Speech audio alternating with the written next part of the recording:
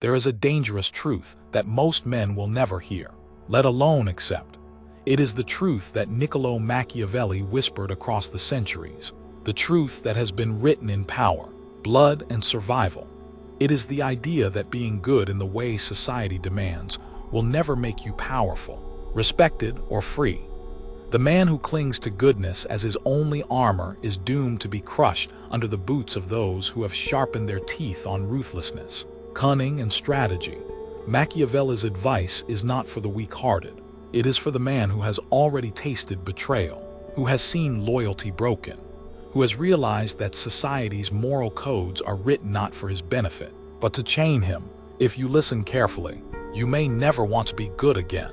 From the earliest days of childhood, men are trained to believe that if they are polite, obedient, and kind, the world will reward them. The good boy is praised. The good student is promoted.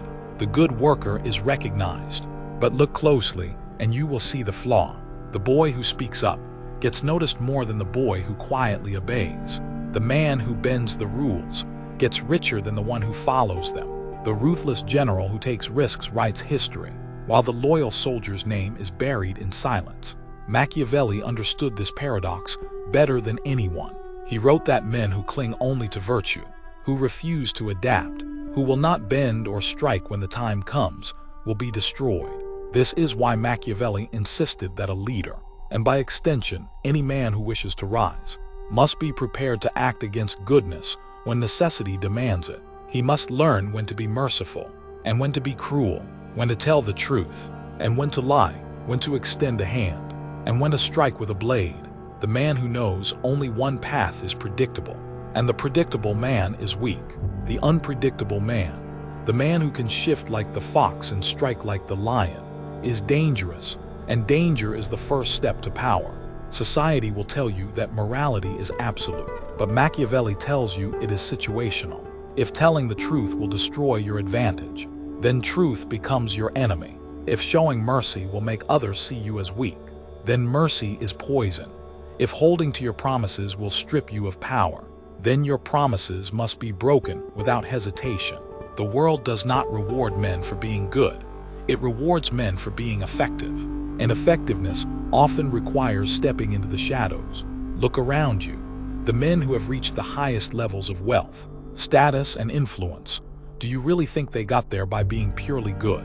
Do you think they obeyed every rule, honored every word, showed mercy at every chance? Of course not. They bent rules. They exploited weakness. They knew when to deceive. And they understood that appearances matter more than reality. Machiavelli's lesson is clear. It is not necessary to actually be good.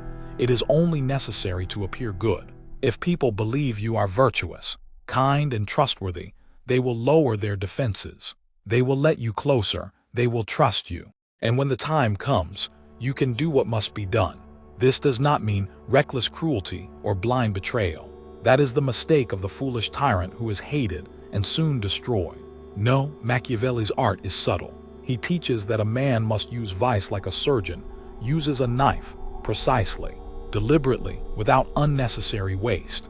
The clever man hides his claws until he must strike. He smiles, speaks well, and maintains a reputation of honor, while inside his mind he calculates and prepares.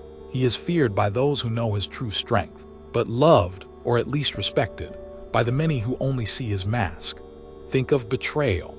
How many times have you given loyalty to someone who did not deserve it? How many times have you trusted words that turned out to be lies? How many times have you sacrificed your own well-being to uphold some code of goodness, only to find that no one cared, no one rewarded you, and no one remembered your sacrifice? Each of these wounds is proof that morality is not a shield, it is a chain, and the men who escape their chains are the ones who dominate. The truth is harsh but undeniable. People are selfish, people are forgetful, and people are easily deceived. Machiavelli argued that since men are ungrateful, liars, and hypocrites, a man who wants to succeed must treat them as such. Expecting honesty and loyalty from the world is like expecting a wolf not to hunger. Instead, prepare yourself to control, manipulate, and outwit. The man who sees clearly how people truly behave is never surprised, never caught off guard, and never destroyed by false hope. This is where the transformation begins.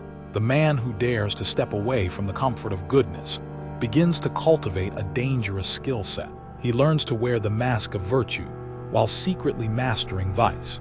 He learns how to use charm to disarm, how to use silence to control, how to plant doubt in the minds of his rivals, and how to strike so decisively that no one dares retaliate. He becomes untouchable, not because he is the strongest, but because he is the most cunning. Consider the lion and the fox, two symbols Machiavelli admired. The lion is strong and feared, but easily trapped.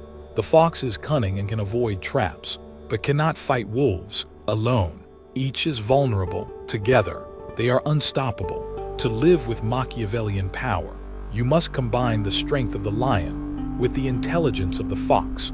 You must know when to roar and when to whisper, when to strike with force and when to slip away unseen. This dual nature makes you unpredictable, and unpredictability is one of the greatest weapons a man can wield. The man who is purely good is predictable. He will always tell the truth, always keep his promises, always show mercy. His enemies can anticipate his every move. But the man who lives by Machiavelli's advice can never be fully known. One moment he shows mercy, the next he shows wrath. One moment he is loyal, the next he betrays. No one can map his pattern, and so no one can defeat him. What does this mean for you, the man listening? It means you must let go of the fantasy that goodness will save you. It means you must begin to study power, not morality. It means that every interaction, every alliance, every rivalry must be seen not through the lens of what is right, but what is effective. Ask yourself, does this action make me stronger or weaker? Does it give me control or take it away? Does it build fear, respect, or dependence in others? If not, then why are you doing it? And here lies the ultimate dark lesson. Morality is often a weapon used by the powerful to control the weak. Those in power preach goodness, honesty, and obedience, not because they live by these values, but because they want you to live by them. They want you chained by morality, while they move freely through deception and manipulation. They tell you to be virtuous, while they grow rich from vice. Once you see this, the illusion shatters forever. You realize that goodness, as defined by society, is not a path to power, it is a path to servitude. This is why Machiavelli's advice still strikes fear today. It strips away the comfortable lies and forces you to see the raw mechanics of power. If you accept it, you will never again view goodness as your highest calling. You will see it as a mask, a costume to be worn when useful and discarded when dangerous. You will understand that true freedom comes not from being good, but from being untouchable, and that requires cunning, ruthlessness, and a willingness to step into the dark. But there is another dimension to this lesson, one that most men fear to even consider. It is the recognition that life itself is not fair, that power has always been distributed, not according to goodness or merit, but according to strength, cunning, and timing. The men who win in this world are not those who wait patiently for recognition, but those who seize it when others hesitate. Machiavelli insists that fortune favors the bold, but not the foolish. Boldness must be calculated, like a predator studying its prey before leaping. The man who leaps too soon or too late is destroyed, but the man who leaps at the precise moment becomes unstoppable. This is why passivity is the silent killer of men. Goodness often disguises itself as patience, as waiting for the right time, as trusting that others will see your worth. But history is littered with the bones of men who waited forever for recognition that never came. Waiting is rarely rewarded. Acting, on the other hand, shifts the game in your favor. Machiavelli's advice compels you to take opportunities, not when they are handed to you, but when you decide to grasp them, even if it means breaking the rules that others cling to. Think of the rulers, the conquerors, the tycoons who shaped the world. They did not sit quietly hoping for approval. They bent the will of others to serve their vision. They built alliances that were convenient, and they shattered them when they no longer served. They lied, they betrayed, they crushed, and yet they were admired because they succeeded. Society loves to pretend that it despises ruthlessness, but secretly it admires strength. People may curse the powerful, but they also envy them, follow them, and imitate them. Deep down, everyone knows that results matter more than intentions. And this is another core of Machiavelli's dark advice. People judge you by appearances, not reality. You may be cruel inside, calculating, even ruthless, but if you present yourself with charm, with confidence, with apparent virtue, people will love you, they will defend you, they will believe in you. Meanwhile, a man who is genuinely good, but lacks the ability to project strength will be dismissed, ignored, and forgotten. The world does not reward inner goodness. It rewards outer appearances of strength, confidence, and control. This should change how you live. Stop clinging to the fantasy that being honest in every word will earn you trust. Trust comes not from honesty, but from the perception of reliability. Stop imagining that showing mercy at all times will win you love. Love often grows out of respect, and respect often grows from fear. Stop thinking that keeping every promise is noble. A promise kept that destroys your advantage is nothing more than self-destruction. Learn instead to master appearances, to cultivate an image that makes others see you as powerful, trustworthy, and untouchable, even if beneath the surface you are calculating your every move. But how does a man practice this in daily life? Begin by understanding that every social interaction is a game of influence. When you enter a room, others are unconsciously asking, is this man strong? Or is he weak? Is he to be respected?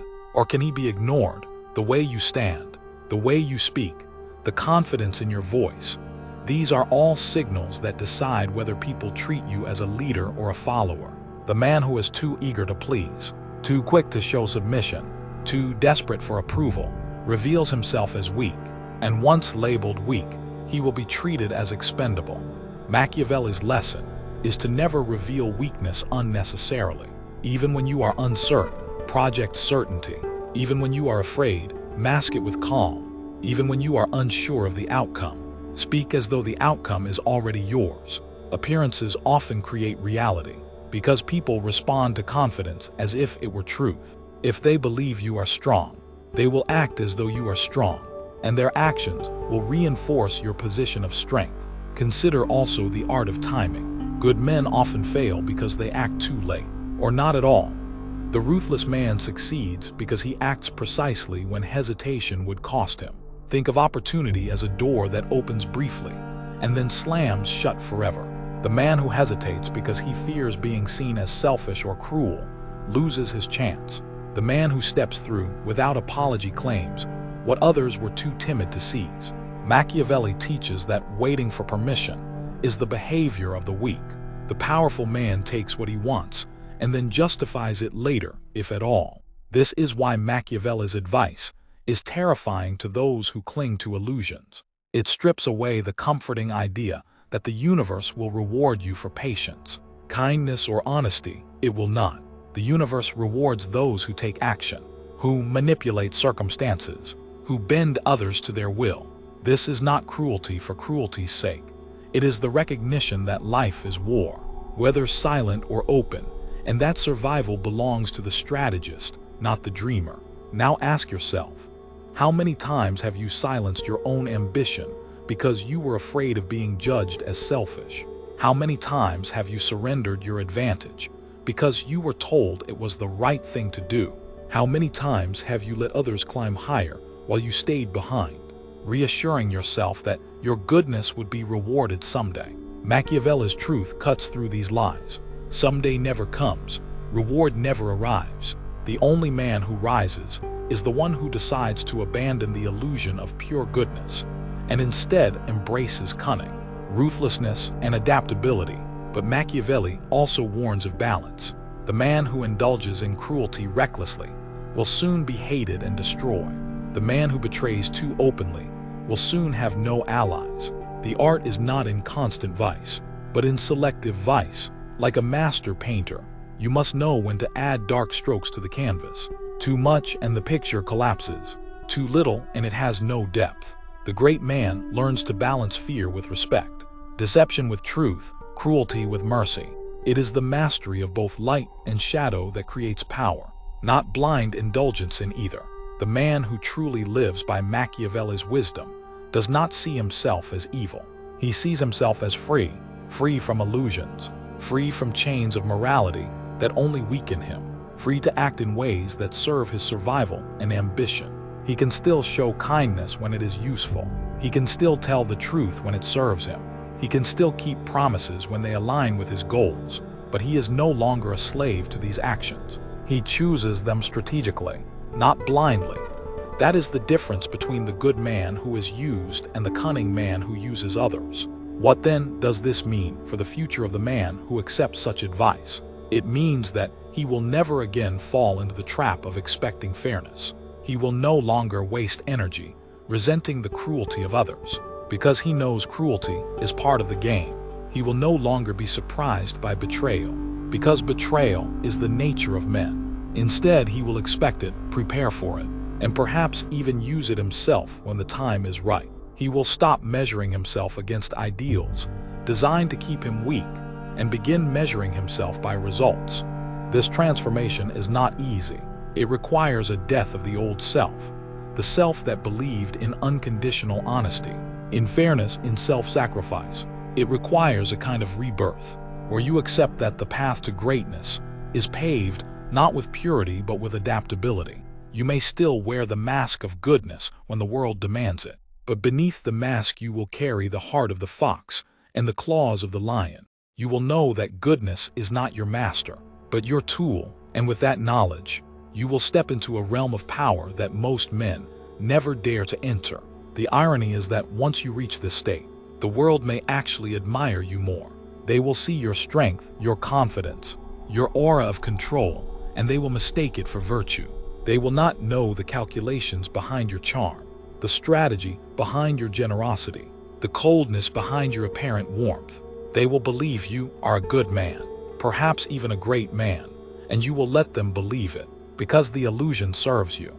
This is Machiavelli's genius, to teach men that it is not necessary to be good, only to appear so, and in that appearance to wield true power. And so the final dark lesson emerges. You must become a master of masks. The world does not deserve to see your true face, because the world is too dangerous for honesty.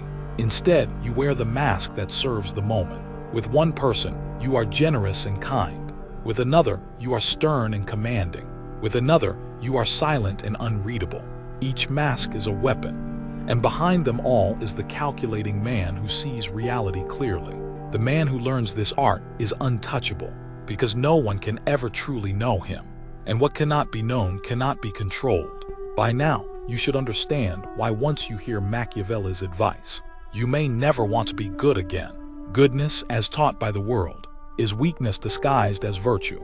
It is a set of chains placed upon you to make you predictable, exploitable, and harmless. But once those chains are broken, once you see the mechanics of power laid bare, you can never go back. You will never again sacrifice your strength for the comfort of being seen as good. You will never again be fooled into thinking honesty is always the best policy, or that mercy is always noble. You will instead live strategically, moving through life as both lion and fox, feared by some, respected by many, and controlled by none.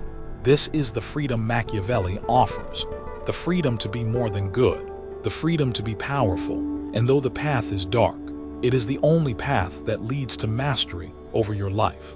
Embrace it, and you will understand why the world belongs not to the good, but to the cunning.